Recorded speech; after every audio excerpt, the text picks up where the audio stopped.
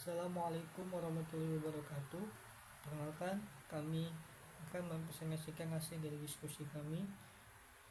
Pertama-tama, kami ucapkan terima kasih kepada Bapak Arif Fadli SEMM yang telah memberikan kesempatan pada kelompok kami untuk mempresentasikan hasil dari diskusi kami yang berjudul analisis break-even point dengan metode refleks operasional pada PT Haji Kala Toyota Hurib. Berikut adalah anggota kelompok kami, yang dimana ada pertama saya sendiri sebagai Gulam Ilmi dengan NIM 64221747. Assalamualaikum warahmatullahi wabarakatuh. Perkenalkan, nama saya Gilang Arfianto dari kelas manajemen 4B. Pertama, ada pendahuluan. Untuk mengetahui hubungan antara biaya, volume penjualan, dan harga jual dengan perencanaan laba, maka perusahaan dapat melakukan analisis break-even point atau break-even analysis. Suatu perusahaan dikatakan break-even apabila setelah dibuat perhitungan laba rugi dari suatu periode kerja atau kegiatan usaha tertentu, perusahaan tidak mengalami kerugian, tetapi juga tidak memperoleh laba. Jika perusahaan tersebut memperoleh hasil dari penjualan atau seluruh penjualan dijumlahkan, jumlah itu sama besarnya dengan seluruh biaya yang telah dikorbankan. Lalu ada leverage. Leverage adalah salah satu keputusan yang tepat ketika perusahaan ingin meningkatkan laba perusahaan. Dari penjelasan di atas dapat disimpulkan bahwa financial leverage adalah penggunaan sumber dana dari pihak ketiga yang dimana dana tersebut memiliki bunga yang wajib dibayar perusahaan kepada penanam modal tersebut. Dengan menggunakan financial leverage dapat meningkatkan keuntungan perusahaan dan keuntungan pemegang saham. Lalu kita masuk ke profil perusahaan. PT Haji Kala adalah salah satu perusahaan besar yang berpusat di Kota Makassar. Perusahaan tersebut adalah anak perusahaan Kala Group yang terpusat di Kota Makassar. PT Haji Kala Toyota berdiri pada tahun 1952 yang berpusat di Kota Makassar dengan bergerak di bidang dealer mobil merek Toyota. Saat ini PT Haji Kala menguasai pasar untuk dealer mobil di Indonesia Timur. Salah satu cabang PT Haji Kala adalah PT Haji Kala Toyota Cabang Urip Sumoharjo.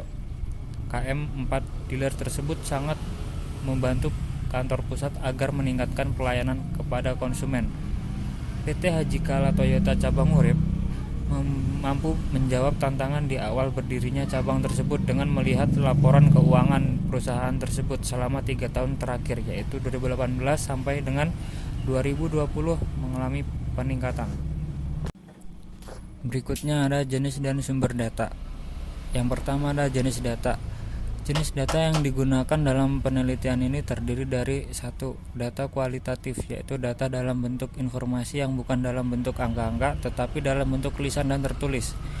Data kualitatif ini seperti gambaran umum perusahaan. Yang kedua ada data kualitatif, yaitu data yang diperoleh dalam bentuk angka-angka. Data kualitatif dapat dalam penelitian ini bersumber dari laporan keuangan pada PT Haji Kala Toyota Urip. Kemudian yang kedua ada sumber data. 1. Data primer, yaitu data penelitian yang diperoleh secara langsung dari sumber aslinya yang berupa wawancara, jajak pendapat dari 33 individu atau kelompok, maupun hasil observasi dari suatu objek kejadian atau hasil pengujian.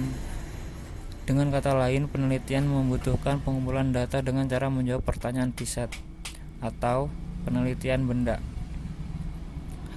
Yang kedua ada data sekunder, yaitu data yang diperoleh dari laporan neraca laba rugi dan arus kas serta dokumen-dokumen yang erat hubungannya dengan objek yang Selanjutnya ada metode analisis. Yang pertama, analisis kualitatif merupakan metode yang bertujuan mengubah kumpulan data mentah menjadi bentuk yang mudah dipahami dalam bentuk informasi yang ringkas. di mana hasil penelitian beserta analisa tersebut akan membentuk suatu kesimpulan. Yang kedua ada analisis kuantitatif, merupakan metode yang bertujuan mengembangkan dan menggunakan model-model matematis, teori-teori dan hipotesis yang berkaitan dengan fenomena alam. Untuk menjawab rumusan masalah pertama, maka digunakan metode leverage, yaitu sebagai dasar membandingkan laporan keuangan 3 tahun terakhir dengan menggunakan rasio keuangan yang akan diterapkan menunjukkan kondisi yang bergantung atau merugikan perusahaan dengan menggunakan rasio. Baik, saya akan melanjutkan pembahasannya, yaitu analisis debit to asset ratio. Bahwa dapat dilihat bahwa pada tabel tersebut untuk mencari rasio, rumusnya itu DAR total utang dibagi total aset. Pada tabel di atas dapat dilihat bahwa nilai DAR PT Haji Kala Kyoto Urip mengalami penurunan dari tahun 2018 sampai 2020. Namun demikian, perusahaan ini memiliki nilai debit to asset ratio di bawah 1 kali atau kurang 100%, yang berarti perusahaan mempunyai kemampuan yang baik dalam membayar kewajiban jangka panjang maupun perusahaan yang likuiditas. Meskipun tahun 2020 perusahaan beraya bagi pandemi, tetapi tidak berdampak pada debit to asset ratio PT Haji Kala Kyoto Urip sebab nilai DAR sebesar 0,4 kali atau 40% atau di bawah 100%, artinya perusahaan dalam kondisi baik. Selanjutnya DER atau debit to equity ratio, dapat dilihat pada tabel untuk hasil perhitungannya.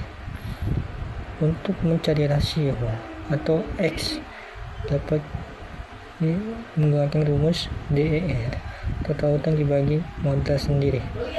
Pada tabel di atas dapat kita lihat bahwa nilai debit to equity ratio PT Haji Kala Kyoto Urip mengalami penurunan dari tahun 2018 sampai 2020. Perusahaan ini memiliki nilai debit to equity ratio lebih dari 1 atau kurang lebih dari 100%, di mana kemampuan perusahaan kurang baik dalam membayar kewajiban jangka panjang. Nilai DER di atas 1 kali menunjukkan komposisi total hutang yang semakin besar dibandingkan dengan modal sendiri, sehingga berdampak semakin besar beban perusahaan kepada pihak luar, artinya dalam satu dari modal sendiri akan menjamin 1,5 utang untuk tahun 2018, untuk 1,4 utang untuk tahun 2019 dan 1,1 utang untuk tahun 2020. Selanjutnya, long term debit to equity ratio atau LTDR dapat dilihat untuk hasil pada tabel. Untuk mencari hasil dari rasio atau X dapat menggunakan rumus LTDR utang jangka panjang dibagi modal sendiri. Pada tabel di atas dapat dinilai long term debit to equity ratio PT Haji Kala Kyoto Urip mengalami fluktuasi dari tahun 2018 sampai 2020. Perusahaan ini memiliki nilai long term debit to equity ratio pada 2018 sebesar 0,9 kali, 2019 sebesar 1,2 kali, dan pada tahun 2020 sebesar 0,46. Artinya tingkat kewajiban pengendalian dibandingkan dengan total modal, perusahaan memiliki kemampuan yang cukup baik selama 3 tahun, meskipun mengalami fluktuasi namun tidak selalu signifikan. Namun demikian pada tahun 2020 nilai LTDR perusahaan sebesar 0,4 kali, artinya perusahaan jangka panjang perusahaan sebesar 0,4 kali atau 46% dari nilai likuiditas atau modal perusahaan menjamin setiap 0,3 dapat dilihat untuk hasilnya pada tabel berikut. Untuk menentukan jumlah rasio atau X dapat menggunakan rumus TIE sama dengan EBIT per bunga. Berdasarkan pada tabel di atas dapat kita lihat bahwa nilai times interest equity PT Haji Kala Kyoto mengalami peningkatan dari tahun 2018 sampai 2020. Perusahaan ini memiliki nilai TIE pada tahun 2018 sebesar 8,9 kali, 2019 sebesar 11,26 kali, dan pada 2020 sebesar 11,29 kali, yang artinya pendapatan besar dari beban bunga. Dengan ini perusahaan mampu membayar beban bunga tak berubah. Selanjutnya, triangle assess debit converge dapat dilihat pada hasilnya dapat dilihat pada tabel berikut. Untuk mengemukakan hasil dari rasio atau X dapat dilihat pada pengulangan rumus TAD kompleks sama dengan aktiva tetap berwujud dibagi utang jangka panjang. Lalu merupakan kami lagi sebagai proyek bahwa nilai TBK asas lagi rasio PGH jika periode pembukuan berfluktuasi dari tahun 2018 sampai 2020. Pesan ini memiliki nilai keuntungan lebih pada 2018 sebesar 2020. Kali tahun 2019 0,7 kali pada tahun 2020 sebesar 0,2 kali. Akhirnya setiap kewajiban jangka panjang akan dijamin oleh aktiva atau aset TBK sebesar 0,39 kali 2020 atau 2017 dari 0,62 kali atau 60%. Jika kenaikan TBK semakin tinggi, maka semakin membuka peluang perusahaan untuk mencari pinjaman baru. Dan juga begitu pula sebaliknya ketika angka perbandingan juga bahwa aktiva yang dimiliki perusahaan. Selanjutnya adalah analisis DAR, DER, TTDR, gitu, TAD yang kompleks atau perhitungan dari rasio dari sumber yang tadi tidak jelaskan. Dilihat dari berbagai tabel berikut. Melihat dari data hasil perhitungan rasio keuangan refleks PT Haji Toyota Cabang Urip Suharjo, maka dapat diketahui bahwa rasio refleks khususnya pada tahun 2018 mengalami kinerja keuangan yang cukup baik. Bagi rasio DAR maupun DE selama 3 tahun tersebut mengalami penurunan nilai DAR yang mengalami kemampuan perusahaan semakin baik dalam membiayai utangnya, disebabkan menurunnya jumlah hutang perusahaan yang mempengaruhi dengan meningkatnya kuota aset. Untuk kesimpulan, bahwa mengambil kesimpulan dari pembahasan di atas berdasarkan pembahasan dengan judul analisis leverage terhadap kinerja keuangan pada PT Haji Kala Toyota Urip, dapat kita simpulkan bahwa leverage mampu dan dapat meningkatkan kinerja keuangan perusahaan terkhusus pada rasio DAR, LTDER, TIE, dan TAD coverage. Sedangkan dari segi DER, kemampuan perusahaan melebihi 100%. Namun rasio tersebut masih cukup baik dari beberapa tahun sebelumnya. Mungkin cukup sekian dari kelompok kami. Kurang lebihnya mohon maaf. Wabillahi taufiq wal hidayah. Assalamualaikum warahmatullahi wabarakatuh.